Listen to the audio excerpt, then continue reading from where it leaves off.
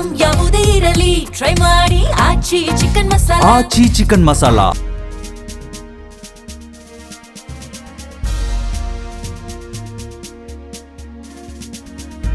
ಇನ್ನು ಇವತ್ತು ನಮ್ಮ RCB ವರ್ಸಸ್ RR ಮ್ಯಾಚ್ ಇದೆ. ಇನ್ನು ಪಾಟೀಲ್ ಸರ್, ಈಗ ಎರಡೂ ಬಲಾಢ್ಯ ತಂಡಗಳು RR ಹಾಗೆ RCB. ಹೀಗಾಗಿ ಇವತ್ತು RCB ಹೋಮ್ ಗ್ರೌಂಡ್ ಇಂದ ಆಚೆ ಈ ಸೀಸನ್ ಅಲ್ಲಿ ಮೊದಲನೇ ಬಾರಿಗೆ. ಹೀಗಾಗಿ RCBಗೆ ಏನೆಲ್ಲ ಚಾಲೆಂಜಸ್ ಇದೆ? ಖಂಡಿತ RCBಗೆ ಏನು ಚಾಲೆಂಜಸ್ ಇಲ್ಲ. ನನ್ನ ಪ್ರಕಾರ RRಗೆ ಜಾಸ್ತಿ ಚಾಲೆಂಜಸ್ ಇರೋದು. ಯಾಕಂದ್ರೆ ನಾವು ಹಾಲಿ ಚಾಂಪಿಯನ್ಸು ಮತ್ತೆ ಚಾಂಪಿಯನ್ ತರನೇ ಆಟ ಆಡ್ತಾ ಇದೀವಿ. ನೋಡಿ, 2 ಮ್ಯಾಚ್ ನಾವು ಗೆದ್ದಿದ್ದು ಹೇಗಿದೆ ಅಂತಂದ್ರೆ ಒನ್ ಸೈಡ್ ಮ್ಯಾಚ್ ತರನೇ ಗೆದ್ದಿದೀವಿ ಎರಡು ಕೂಡ. ನಮ್ಗೆ ಯಾವ ಭಯ ಇಲ್ಲ. ಬ್ಯಾಟಿಂಗು ಬಾಲಿಂಗು ಆಲ್ರೌಂಡರು ಎಲ್ಲರೂ ಕೂಡ ಅವ್ರವ್ರ ಕೆಲಸನ ಅಚ್ಚುಕಟ್ಟಾಗಿ ನಿಭಾಯಿಸ್ತಾ ಇದ್ದಾರೆ. RRದು ಪ್ರಾಬ್ಲಮ್ಸ್ಗಳು ಇದಾವೆ ಖಂಡಿತವಾಗ್ಲು. ಏನು ಜೈಸ್ವಾಲ್ ಮತ್ತೆ ರಘುವಂಶಿ ಔಟ್ ಆದ್ರೆ ಏನು ಅನ್ನೋದಂತ ಖಂಡಿತವಾಗ್ಲು ಇದೆ. ಅವ್ರು ಔಟ್ ಆದ್ರೆ ನನಗೆ ಅಂಥದ್ದೇನು ದೊಡ್ಡ ಇಂಪ್ರೆಸಿವ್ ಬ್ಯಾಟಿಂಗ್ ಏನು ಕಾಣಿಸ್ತಾ ಇಲ್ಲ. ರಿಯಾನ್ ಪರಾಗ್ ಆಗಿರ್ಬೋದು, ಸಿಮ್ರನ್ ಹೆಟ್ಮೇರ್ ಆಗಿರ್ಬೋದು, ಧ್ರುವ್ ಜುರಾಲ್ ಆಗಿರ್ಬೋದು, ಅಷ್ಟರ ಮಟ್ಟಿಗೆ ಇಂಪ್ರೆಸಿವ್ ಫಾರ್ಮಲ್ಲಿ ಇದ್ದಾರೆ ಅಂತ ನನಗೇನು ಅನಿಸ್ತಾ ಇಲ್ಲ. ಬಾಲಿಂಗ್ ಚೆನ್ನಾಗಿದೆ RRದು.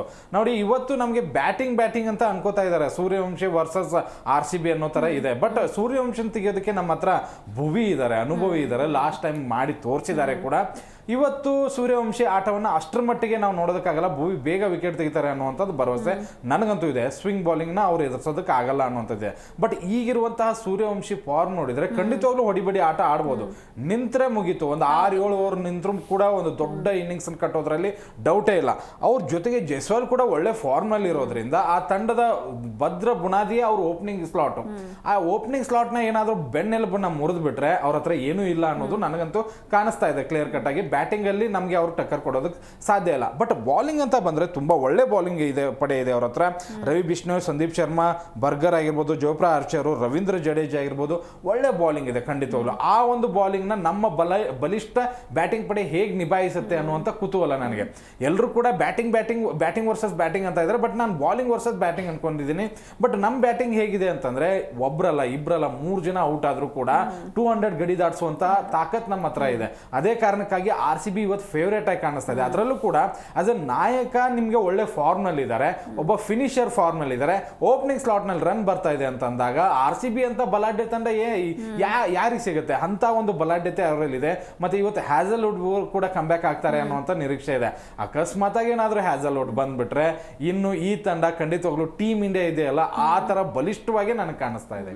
ಎಸ್, ಇನ್ನು ಪ್ರೇಮ್ ಸರ್, ಒಂದ್ ಕಡೆ ವೈಭವ್ ಸೂರ್ಯವಂಶಿ ಹಾಗೆ ಇನ್ನೊಂದ್ ಕಡೆ ವಿರಾಟ್ ಕೊಹ್ಲಿ, ಇಬ್ಬರನ್ನು ಕೂಡ ಒಂದೇ ಸ್ಟೇಡಿಯಂ ನಲ್ಲಿ ನೋಡ್ಬೇಕು ಅಂತ ಫ್ಯಾನ್ಸ್ ಕಾಯ್ತಿದ್ದಾರೆ. ಸೊ ಇವತ್ತಿನ ಮ್ಯಾಚ್ ಬಗ್ಗೆ ಏನ್ ಹೇಳ್ತೀರಾ ನೀವು? ಅಂದ್ರೆ ಇಬ್ಬರಿಗೂ ಕೂಡ ನಿಷ್ಕಲ್ಮಶ ಅಭಿಮಾನಿಗಳಿದ್ದಾರೆ. ಅಂದ್ರೆ ಯಾವುದೇ ರೀತಿಯ ಅವ್ರ ಮೇಲೆ ಒತ್ತಡ ಇಲ್ಲ, ಯಾರಾಡಿದ್ರು ಸಂತೋಷ ಪಡುವಂತವ್ರು. ಇನ್ನೊಂದ್ ಕಡೆಗೆ ನಾವು ಎರಡೂ ತಂಡದ ಪ್ರದರ್ಶನ ಅಂತ ನೋಡಕ್ ಬಂದಾಗ ಒಂದು IPL ಆರಂಭದ ಆವೃತ್ತಿಯಲ್ಲಿ ಕಪ್ಪೆತ್ತಿದಂತ RR ನಾವು 18ನೇ ಆವೃತ್ತಿಯಲ್ಲಿ ಕಪ್ಪೆತ್ತಿದ್ದೇವೆ. ಇನ್ನು ಈ ವರ್ಷ ನೋಡೋದಾದ್ರೆ ಆಲ್ರೆಡಿ ಅವ್ರು ಹ್ಯಾಟ್ರಿಕ್ ಗೆಲುವನ್ನ ಗೆದ್ದು ಬಿಟ್ಟಿದ್ದಾರೆ. ಈಗ ನಾವು ಹ್ಯಾಟ್ರಿಕ್ ಗೆಲುವಿಗೆ ಕಾಯ್ತಾ ಇದ್ದೇವೆ. ಜೊತೆಗೆ ಅವ್ರ ಹತ್ರ ಒಂದು ಆತ್ಮವಿಶ್ವಾಸ ಹೆಚ್ಚೇನಿದೆ ಅಂತ ಹೇಳಿದ್ರೆ ಆಲ್ರೆಡಿ ಆರೆಂಜ್ ಕ್ಯಾಪ್ ನ ಯಶಸ್ವಿ ಜೈಸ್ವಾಲ್ ಅವರು ತಲೆ ಮೇಲೆ ಇಟ್ಕೊಂಡಿದ್ದಾರೆ. 170 ರನ್ ಅದ್ಭುತವಾದ ಓಪನಿಂಗ್ ಪಾರ್ಟ್ನರ್ಶಿಪ್ ತಂದು ಕೊಡುವಂತ ಸಾಮರ್ಥ್ಯವನ್ನ ತೋರಿಸಿದ್ದಾರೆ. ಇನ್ನೊಂದ್ ಕಡೆಗೆ Ravi Bishnoi impact player, impact ಮಾಡಿದಾಗ ತಂಡ ಗೆಲ್ಲುತ್ತೆ. ಹಾಗಾಗಿ ರವಿ ಬಿಷ್ಣೋಯ್ 7 ವಿಕೆಟ್ ತೆಗೆದು ಪರ್ಪಲ್ ಕ್ಯಾಪ್ ಹೋಲ್ಡರ್ ಆಗಿದ್ದಾರೆ.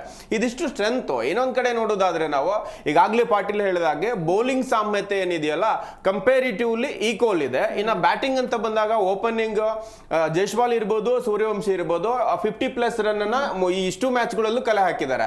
ಹಾಗೆ ನೋಡೋದಾದ್ರೆ 3 ಮ್ಯಾಚ್ಗಳಲ್ಲಿ ಕಲೆ ಹಾಕಿದ್ದಾರೆ ಅವರು. ಆ ರೀತಿಯ ರನ್ ರೇಟ್ ಒಂದು ಒಳ್ಳೆ ಪಾರ್ಟ್ನರ್ಶಿಪ್ ಬಂದಿದೆ. ಇನ್ನು ನಮ್ಮಲ್ಲೂ ಕೂಡ ಓಪನಿಂಗ್ ಪಾರ್ಟ್ನರ್ಶಿಪ್ ಏನಿದೆಯಲ್ಲ ಸಾಲ್ಟ್ ಇರ್ಬೋದು, ಕೊಹ್ಲಿ, ಆ ಜೋಡಿನ ಸಾಮ್ಯತೆ ಮಾಡಬಹುದು. ಅದು ಹಿಸ್ಟ್ರಿಗಳು, ರೆಕಾರ್ಡ್ಗಳು ಬೇರೆ ಬೇರೆ ಇರಬಹುದು. ಒಂದು ರೀತಿಯ ಇವಾಗಿನ ಫಾರ್ಮ್ಗೆ ಅವರಿಬ್ಬರನ್ನ ಹೋಲಿಕೆ ಮಾಡೋದು. ಓಪನಿಂಗ್ ತುಂಬಾ ಚೆನ್ನಾಗಿದೆ. ಇನ್ನು ಮಧ್ಯಮ ಕ್ರಮಾಂಕ ಅಂತ ಬಂದಾಗ ನಮ್ಮಲ್ಲಿ ಆಡ್ಬೇಕಾಗಿರೋದು ಒಂದ್ ಹೇಳಿದ್ರೆ ರಜತ್ ಇದಾರೆ ನಾಯಕ, ಟೀಮ್ ಡೇವಿಡ್, ಜಿತೇಶ್, ಶಪರ್ಡ್, ಈ ಆಟಗಾರ ಇದೆಲ್ಲ ತುಂಬಾ ಬಲವಾಗಿದ್ದಾರೆ. ಇಲ್ಲಿ ನಿಮಗೆ ನೋಡೋದಾದ್ರೆ ಜುರೇಲ್ ಏನಿದ್ದಾರೆ, ಇವರು ಒಂದ್ ಮ್ಯಾಚ್ ಅಲ್ಲಿ ಆಡಿದ್ರೆ ಒಂದ್ ಮ್ಯಾಚ್ ಅಲ್ಲಿ ಆಡ್ತಾ ಇಲ್ಲ. ಇವರು ಜವಾಬ್ದಾರಿ ತೆಗೆದುಕೊಳ್ಬೇಕು. ರಿಯಾನ್ ಇರ್ಬೋದು, ಹಾಗೇನೆ ಹೆಟ್ಮೇರು, ಇನ್ನೊಂದು ಪೆರಾರಿಯಾ, ಈ 4 ಜನ ಆಟಗಾರರು ಮಧ್ಯಮ ಕ್ರಮಾಂಕ ಕಂಪೇರಿಟಿವ್ಲಿ RCB ಹೋಲಿಕೆ ಮಾಡಿದಾಗ ಒಂದ್ ಹೆಜ್ಜೆ RCBದು ತೂಕ ಹೆಚ್ಚಿದೆ.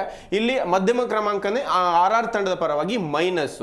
ಇನ್ನೊಂದ್ ಕಡೆ ಬೌಲಿಂಗ್ ಅಂತ ನೋಡಕ್ ಬಂದಾಗ ನಾವು ಸ್ಪಿನ್ ನೋಡೋದಾದ್ರೆ ಎರಡೂ ತಂಡ ಸಮಬಲ ಇದೆ. ಒಂದ್ ಕಡೆ ಜಡೇಜಾ ಇದ್ರೆ, ಇನ್ನೊಂದ್ ಕಡೆ ಕೃಣಾಲ್ ಪಾಂಡ್ಯ ಇದ್ದಾರೆ, ಒಂದ್ ಕಡೆ ರವಿ ಬಿಷ್ಣೋಯ್ ಇದ್ರೆ, ಇನ್ನೊಂದ್ ಕಡೆ ಸುಯೇಶ್ ಶರ್ಮಾ ಇದ್ದಾರೆ. ಇಲ್ಲಿ ಸಾಮ್ಯತೆ ಇದೆ. ಇನ್ನೊಂದ್ ಕಡೆ ಫಾರಿನ್ ಬೌಲರ್ ಅಂತ ನೋಡೋದಾದ್ರೆ ನಮಗೆ ಒಂದು ಡಫಿ ನಮ್ಮಲ್ಲಿ ತುಂಬಾ ಚೆನ್ನಾಗಿ ಮಾಡ್ತಿದ್ರೆ, ಅಲ್ಲಿ ನಾಂಡ್ರೆ ಬರ್ಗರ್ ತುಂಬಾ ಒಳ್ಳೆ ಲಯದಲ್ಲಿದ್ದಾರೆ.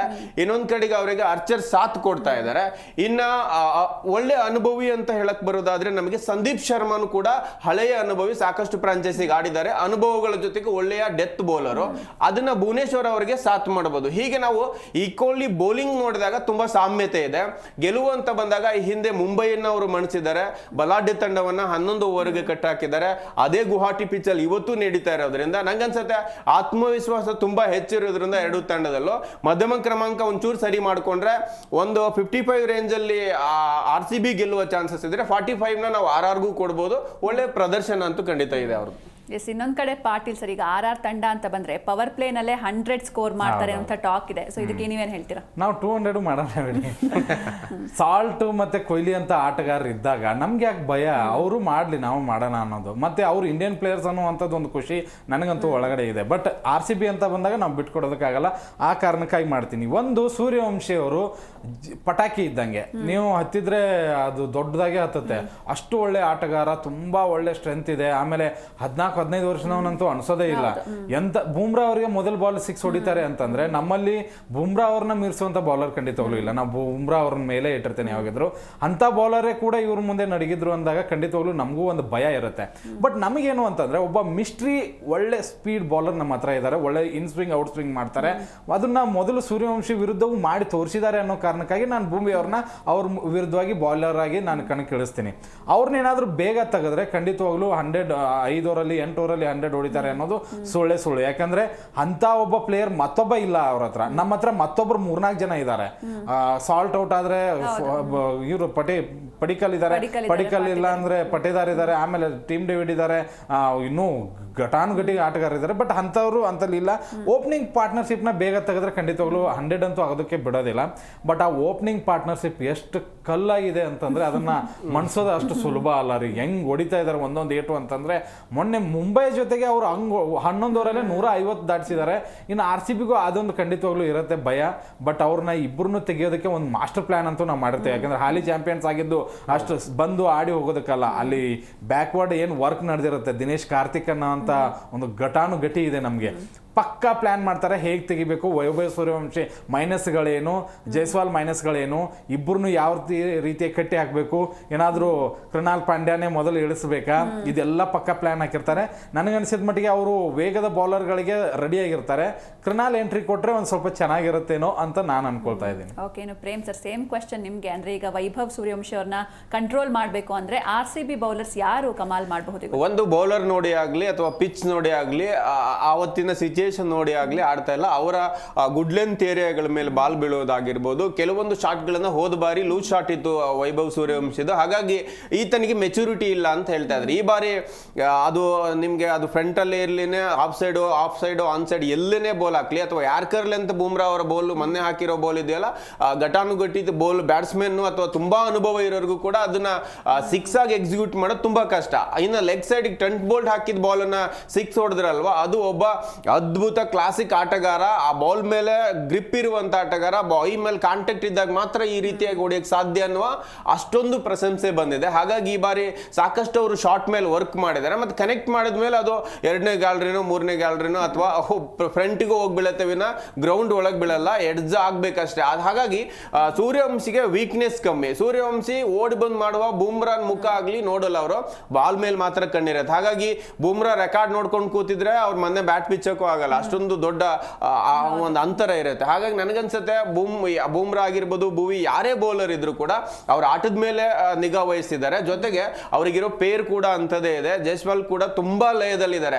ಟೀಮ್ ಇಂಡಿಯಾ ಕದ ತಟ್ಟಬೇಕು, ಈ ಬಾರಿ ವರ್ಲ್ಡ್ ಕಪ್ ಗೆ ಅವ್ರನ್ನ ಡ್ರಾಪ್ ಔಟ್ ಮಾಡಿದ್ದಾರೆ. ಈ ಎಲ್ಲ ಆಧಾರದ ಮೇಲೆ ತುಂಬಾ ಚೆನ್ನಾಗಿ ಬ್ಯಾಟ್ ಬೀಸ್ತಾ ಇದ್ದಾರೆ. ಹಾಗಾಗಿ ಒಳ್ಳೆಯ ಲಯದಲ್ಲಿರೋ ಪಾರ್ಟ್ನರ್ನ ಪಾಟೀಲ್ ಹೇಳಿದಾಗ ಓಪನಿಂಗ್ ಕಟ್ಟಾಕ್ಲಿಕ್ಕೆ ಒಂದು ಗೇಮ್ ಪ್ಲಾನ್ ಮಾಡಬೇಕು. ಇನ್ನೊಂದ್ ಕಡೆಗೆ RR ಅಂತ ಬಂದಾಗ ಅಷ್ಟೇ ವಿರಾಟ್ ಕೊಹ್ಲಿ ಸಾಲ್ಟ್ ನ ಬೇರ್ ಮಾಡ್ಲಿಕ್ಕೆ ಸಂದೀಪ್ ಶರ್ಮನ ಇಟ್ಕೊಂಡು ಆಡಿರೋ 18 ಪಂದ್ಯಗಳಲ್ಲಿ 7-8 ಬಾರಿ ಸಂದೀಪ್ ಶರ್ಮನೇ ಕೊಹ್ಲಿನ ಔಟ್ ಮಾಡಿರೋದ್ರಿಂದ ಅಲ್ಲೂ ಕೂಡ ಒಂದು ಟಕ್ಕರ್ ಇದೆ. ಕಳೆದ ಬಾರಿ ಭುವಿ ಬೋಲ್ಡ್ ಮಾಡಿರೋದ್ರಿಂದ ಇನ್ ಸ್ವಿಂಗ್ ನ ಕನ್ಫ್ಯೂಸ್ ಆಗ್ತಾರೆ ಸೂರ್ಯವಂಶಿ ಅಂತೇಳಿ ಭುವಿ ಅಟ್ಯಾಕಿಗೆ ಇಳಿಸುವ ಚಾನ್ಸಸ್ ಹೆಚ್ಚಿದೆ. ಆದ್ರೆ ಒಂದು ಅದೇ ಥಿಂಕ್ ಮೇಲೆನೆ ಸೂರ್ಯವಂಶಿ ಕೂಡ ಕೆಲಸ ಮಾಡಿರ್ತಾರೆ. ಸೂರ್ಯವಂಶಿ ಇವರಿಬ್ಬರ ಮೇಲೆ ಇವರು ನಿಗಾ ವಹಿಸ್ತಿದ್ದಾರೆ ಅಂದಾಗ ಹೆಟ್ಮೇರ್ ಅಂತ ಆಟಗಾರರು, ಪರಾಗ್ ಅಂತ ಆಟಗಾರರು, ಧ್ರುವ ಜುರೇಲ್ ಅಂತ ಆಟಗಾರರು ಅವರು ಈ ತಂಡಕ್ಕೆ ಏನ್ ಇವತ್ತು ನಾವು ಕೊಡುಗೆ ಕೊಡ್ಬೇಕು ಅನ್ನೋದು ನೋಡ್ಕೋಬೇಕು. ಯಾಕಂದ್ರೆ ಓಪನರ್ 3 ಮ್ಯಾಚ್ ಅನ್ನ ಗೆಲ್ಸಿದ್ದಾರೆ ಅಂದಾಗ ಓಪನರ್ ಇಲ್ಲದ ಪಂದ್ಯವನ್ನ ಗೆಲ್ಸಿಕೊಡೋರು ಯಾರು? ಹಾಗಾದ್ರೆ ಕ್ಯಾಪ್ಟನ್ ಜವಾಬ್ದಾರಿ ತಗೋ ಆಟ ಆಡ್ಬೇಕಾ? ಈ ರೀತಿಯಾದ ಅವರು ಕೂಡ ಗೇಮ್ ಪ್ಲಾನ್ ಬಿ ಇಂದ ಏನಾದ್ರು ಬಂದಾಗ ನಮಗೆ ಒಂದೇ ಗೊತ್ತಿರೋದು ಅವ್ರಿಬ್ಬರನ್ನ ಔಟ್ ಮಾಡ್ಬೇಕು ಅನ್ನೋದು RCB ಮೆಂಟಲಿ ರೆಡಿಯಾಗಿ ಬಂದಿರ್ತಾರೆ. ಇಲ್ಲಿ ಹೆಟ್ಮೇರ್ ಇಂದ ಯಾವುದೇ ರೀತಿಯ ಒಳ್ಳೆ ಪ್ರದರ್ಶನ ಬಂದಿಲ್ಲ. ಹೆಟ್ಮೇರ್ ಅಂತ ಆಟಗಾರರು ಏನಾದ್ರು ಮಧ್ಯಮ ಕ್ರಮಾಂಕದಲ್ಲಿ ಗುಡುಗಿದ್ರೆ ಕಂಪ್ಯಾರಿಟಿವ್ಲಿ ವೆಸ್ಟ್ ಇಂಡೀಸ್ ಪ್ಲೇಯರ್ಗಳು ಎಲ್ಲರೂ ಕೂಡ ಈಕ್ವಲ್ ಇರ್ತಾರೆ ಬಲದಲ್ಲಿ. ಹಾಗಾಗಿ ಆ ತಂಡ ಗೆಲುವಿಗೆ ರೂವಾರಿ ಆಗ್ಬೋದು. ಇನ್ನೊಂದ್ ಕಡೆ ಬೌಲಿಂಗ್ ಅಂತ ಬಂದಾಗ ನನಗೆ ಎರಡೂ ತಂಡದಲ್ಲೂ ಸಮಬಲ ಇದೆ. ಎರಡೂ ಫಾರಿನ್ ಪ್ಲೇಯರ್ಸ್ ಇರ್ಬೋದು, ಇಂಡಿಯನ್ ಪ್ಲೇಯರ್ಸ್ ಇರ್ಬೋದು, ಒಂದ್ ರೀತಿ ಹೋಲಿಕೆ ಆಗುವ ಆಟಗಾರರು ಇದ್ದಾರೆ. ಇನ್ನು ಜಡೇಜಾ ಬೌಲಿಂಗ್ ಅಲ್ಲಿ ತುಂಬಾ ಚೆನ್ನಾಗಿ ಮಾಡಿದ್ದಾರೆ ಸಿಂಚನ. ಬ್ಯಾಟಿಂಗ್ ಅಲ್ಲೂ ಜಡೇಜಾ ಇಂದ ಕೊಡುಗೆ ಬಂದ್ರೆ ಒಂದ್ ವೇಳೆ ಸೂರ್ಯವಂಶಿ ಫ್ಲಾಪ್ ಆದ್ರೂ ಕೂಡ ಅದನ್ನ ಮ್ಯಾನೇಜ್ ಮಾಡಬಹುದು. ಒಂದ್ ಹಂತಕ್ಕೆ ನಿಮ್ಗೆ ವೀಕ್ನೆಸ್ ಅನ್ನೋದೇನಿಲ್ಲ, ಬಟ್ ಎಡ್ಜ್ ಆಗ್ಬೇಕು, ಒಳ್ಳೆ ಫೀಲ್ಡ್ ಸೆಟ್ ಇರಬೇಕು. ಒಂದೇ ಒಂದು ಅವಕಾಶ ಸಿಕ್ಕರೆ ಅದನ್ನ ಹಿಡ್ಕೋಬೇಕು. ಇಬ್ರು ಪ್ಲೇಯರ್ಗೂ ಅಷ್ಟೇ, ಒಂದು ಅವಕಾಶ ಸಿಕ್ಕ ಹಿಡ್ಕೊಂಡಿಲ್ಲ ಅಂದ್ರೆ ಡ್ಯಾಮೇಜ್ ಮಾಡುವಂತ ಪ್ಲೇಯರ್. ಹಾಗಾಗಿ ಫೀಲ್ಡಿಂಗ್ ಕಡೆ ಅದ್ಭುತ ಗಮನ ಇರಬೇಕು RCB ಪ್ಲೇಯರ್ಗೆ. ಮತ್ತೆ ಗುಡ್ ಲೆಂತ್ ಏರಿಯಾದಲ್ಲಿ ಬೋಲ್ ಮಾಡ್ಬೇಕಾದ್ರೆ ನಿಖರತೆ ಇರಬೇಕು. ಅವೆಲ್ಲ ಪ್ಲಾನ್ಗಳ ಜೊತೆ ಬಂದಾಗ RCBಗೆ ದೊಡ್ಡ ಸವಾಲಾಗಲ್ಲ. ಮಧ್ಯಮ ಕ್ರಮಾಂಕ ಅವ್ರದ್ದು ಸ್ವಲ್ಪ ಡೌನ್ ಇರೋದ್ರಿಂದ ಮೊನ್ನೆ ಸಚಿನ್ ಕೂಡ ಹೇಳ್ತಾ ಇದ್ರು, ಕೊಹ್ಲಿ ಔಟ್ ಆದ್ರೆ ಸಾಲ್ಟ ಜವಾಬ್ದಾರಿ ವಹಿಸ್ತಾರೆ. ಒಂದ್ ವೇಳೆ ಅವ್ರಿಬ್ರು ಹೋದ್ರೆ ರಜತ್ ಪಟಿದಾರ್ ಬರ್ತಾರೆ. ಒಂದ್ ವೇಳೆ ಅವರು ಔಟ್ ಆದ್ರೆ ಮಧ್ಯಮ ಕ್ರಮಾಂಕ ಇದೆ. ಹಾಗಾದ್ರೆ ಅವ್ರನ್ನ ಕಟ್ಟಿ ಹಾಕೋದು ಸುಲಭ ಅಲ್ಲ ಅನ್ನೋದು ಎಲ್ರಿಗೂ ಗೊತ್ತಿದೆ. ಮೇ ಬಿ ಇವತ್ತು RR ಅವ್ರ ಮೇಲೆ ಏನಾದ್ರು ಕ್ರಮ ತೆಗೆದುಕೊಂಡು ಅಥವಾ ಅವರ ಮೇಲೆ ಒಂದು ಪ್ಲಾನ್ ಮೇಲೆ ಬಂದಿರ್ತಾರೆ. ಆಬ್ವಿಯಸ್ಲಿ ನನಗನ್ಸುತ್ತೆ ಗೆಲ್ಲುವ ಫೇವ್ರೇಟ್ ತಂಡ RCBನೇ. ಯಾಕಂದ್ರೆ ಕಂಪೇರ್ ಮಾಡಿದ್ರೆ ನೋಡೋಣ ಏನಾಗುತ್ತೆ ಅವ್ರ ಗ್ರೌಂಡ್ ಅಲ್ಲಿ ಅವ್ರು ಏನ್ ಮಾಡ್ತಾರೆ ಕಾದ್ ನೋಡ್ಬೇಕು. ಪಾಟೀಲ್ ಸರ್, ಇವತ್ತಿನ ಮ್ಯಾಚ್ ಎರಡೂ ತಂಡಗಳಿಗೆ ಇದೊಂದು ಪ್ರತಿಷ್ಠೆನಾ? ಅಂದ್ರೆ ಇವತ್ತು ಗೆಲ್ಲೋದು ಪ್ರತಿಷ್ಠೆನಾ ಅಥವಾ ಮತ್ತೊಂದು ನಾರ್ಮಲ್ ಸೋಲು ಗೆಲುವಿನ ಪಂದ್ಯ ಅಷ್ಟೇನಾ? ಇದು ಪ್ರತಿಷ್ಠೆ, ಆಕ್ಚುಲಿ ದೊಡ್ಡ ಪ್ರತಿಷ್ಠೆ ಇದೆ. ಯಾಕಂದ್ರೆ ಒಂದ್ ಕಡೆಗೆ 3ರಲ್ಲಿ 3 ಗೆದ್ದವರು ಟಾಪ್ ಅಲ್ಲಿ ಇದ್ದಾರೆ. ಈಗ ನಾವು 2ರಲ್ಲಿ 2 ಗೆದ್ದಿದೀವಿ, ಮತ್ತೆ ಹಾಲಿ ಚಾಂಪಿಯನ್ಸ್. ಮತ್ತೆ ಅವ್ರ ಹತ್ರ ಸಣ್ಣ ಹುಡುಗ ಹೊಡಿತಾ ಇದ್ದಾನೆ, ಆಮೇಲೆ ಜೈಸ್ವಾಲ್ ಸಾಥ್ ಕೊಡ್ತಾ ಇದ್ದಾನೆ ಅನ್ನೋಂಥದ್ದಿದೆ. ಬಿಗ್ ಸ್ಕೋರ್ ಮಾಡ್ತಾ ಇದ್ದಾರೆ, ಅಂದ್ರೆ ಆ ಪವರ್ ಪ್ಲೇನ ದೊಡ್ಡ ಮಟ್ಟದಲ್ಲಿ ಯೂಸ್ ಮಾಡ್ತಾ ಇದ್ದಾರೆ. ಮತ್ತೆ ನಮ್ದು ಆಸ್ ಅ ಫಿನಿಷರ್ಸ್ ಹೆಂಗಿದೆ ಅಂದ್ರೆ ದೈತ್ಯರಿದ್ದಾರೆ ನೋಡಿ. ಎರಡು ಕೂಡ ಟಕ್ಕರ್ಗೆ, ಆ ಟಕ್ಕರ್ ಸಿಕ್ಕಾಗ್ಲೇ ಅದೊಂದು ಫೈಟ್ ಖಂಡಿತವಾಗ್ಲೂ ಇರುತ್ತೆ. IPL ಸೀಸನ್ ಅಲ್ಲಿ ನಾವು ಪ್ರತಿ ಸರಿ ಅನ್ಕೋತಾ ಇದ್ವಿ CSK ಜೊತೆಗೆ ಇದ್ರೆ ಅದೊಂದು ಮಜಾ ಇರುತ್ತೆ ಅಂತ. ಬಟ್ CSK ಜೊತೆ ಈ ಸರಿ ಏನ್ ಮಜಾ ಇಲ್ಲ. ಅದು ರಾಜಸ್ಥಾನ ವಿರುದ್ಧ ನಮಗೆ ಕಾಣಿಸ್ತಾ ಇದೆ. ಮುಂಬೈ ಜೊತೆ ಅನ್ಕೋತಾ ಇದ್ವಿ, ಬಟ್ ಮುಂಬೈ ಯಾಕೋ ಹರಿದು ಹಂಚಿ ಹೋಗ್ಬಿಟ್ಟಿದೆ. ಅದು ಅದರಲ್ಲಿ ಏನ್ ಕಾಣಿಸ್ತಾ ಇಲ್ಲ. ಬಟ್ ರಾಜಸ್ಥಾನ್ ಈಗ ಒಳ್ಳೆ ಬಾಲಿಂಗ್ ಪಡೆ ಇರೋದ್ರಿಂದ ಆ ಬಾಲಿಂಗ್ ನಮ್ ಜೊತೆಗೆ ಹೇಗೆ ಆಡುತ್ತೆ, ನಮ್ಮ ಬಲಾಢ್ಯ ಬ್ಯಾಟಿಂಗ್ ಅನ್ನ ಹೇಗೆ ಕಟ್ಟಿ ಹಾಕತ್ತೆ ಅನ್ನುವಂಥದ್ದು ಒಂದು ಕುತೂಹಲ ಇದೆ. ಅದರ ಜೊತೆಗೆ ವೈಭವ್ ಸೂರ್ಯವಂಶಿ ಮಿಂಚ್ತಾರ. ಆಮೇಲೆ ಇಲ್ಲಿ ವಿರಾಟ್ ಕೊಹ್ಲಿ ಅಂತ ಅನುಭವ ಇದೆ, ಇಲ್ಲಿ ವೈಭವ್ ಸೂರ್ಯವಂಶಿ 15 ವರ್ಷದವನು ಹೇಗೆ ಆಡ್ತಾನೆ.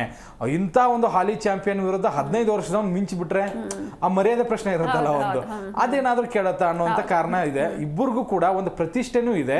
ಖಂಡಿತವಾಗ್ಲೂ ಆ ಪ್ರತಿಷ್ಠೆಯಲ್ಲಿ RCB ದೊಡ್ಡ ಮಟ್ಟದ ಗೆಲುವನ್ನು ಸಾಧಿಸುತ್ತೆ ಅನ್ಕೋತೀನಿ. ಥ್ಯಾಂಕ್ ಯು ಸೋ ಮಚ್ ಇಬ್ಬರಿಗೂ ನಮ್ಮ ಸ್ಟುಡಿಯೋಗೆ ಬಂದಿದ್ದಕ್ಕೆ. Thank you so much. Thank you. ಇವತ್ತು RR ವರ್ಸಸ್ ನಮ್ಮ RCB ಪಂದ್ಯ. ನಮ್ಮ RCBಗೆ ಹೋಮ್ ಗ್ರೌಂಡ್ನಿಂದ ಆಚೆ ಮೊದಲ ಪಂದ್ಯ ಇದು. ಹೀಗಾಗಿ ತವರಿನಾಚೆಗೂ RCB ಘರ್ಜನೆ ಕಂಟಿನ್ಯೂ ಆಗುತ್ತಾ ಕಾದು ನೋಡಬೇಕಿದೆ. ಇದಾಗಿತ್ತು ಇವತ್ತಿನ ವಿಶೇಷ. ನೋಡ್ತಾ ಇರಿ ಜಿ ಕನ್ನಡ ನ್ಯೂಸ್, ಸತ್ಯವೇ ಸುದ್ದಿಯ ಜೀವಾಳ.